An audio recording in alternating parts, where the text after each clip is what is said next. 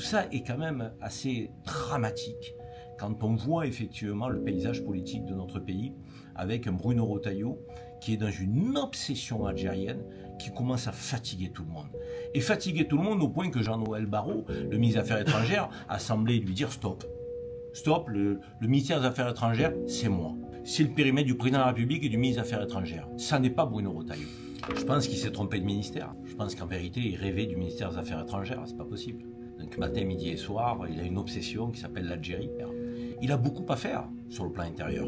Mais malgré tout, il va nous parler de l'Algérie avec Boualem Sansal. Un autre jour, c'est les accords de 68. Et puis un autre jour, c'est les influenceurs. Et là, on se rend compte que, en fait, c'est son fonds de commerce. C'est le fonds de commerce de Bruno Retailleau. Lui, il a une obsession. Les accords de 68 bénéficient largement aux Algériens. Il faut y mettre fin.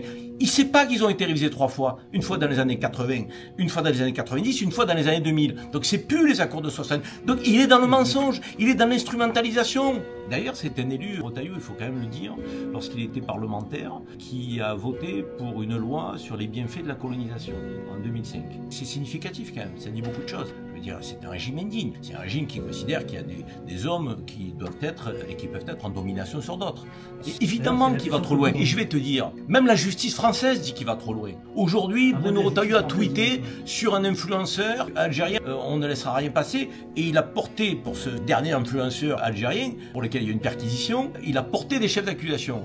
Et qui lui a répondu à ton avis? Le parquet. Le parquet, la justice française lui a dit, en gros, écoutez, pour l'instant, il n'y a rien contre cet influenceur, donc on est en train d'enquêter. En gros, arrêtez de raconter n'importe quoi. Mais pour autant, il a tweeté. Il n'a pas d'éléments, mais il a tweeté sur cet influenceur. Et sur bon nombre de sujets avec l'Algérie, il n'a pas d'éléments, mais il tweete.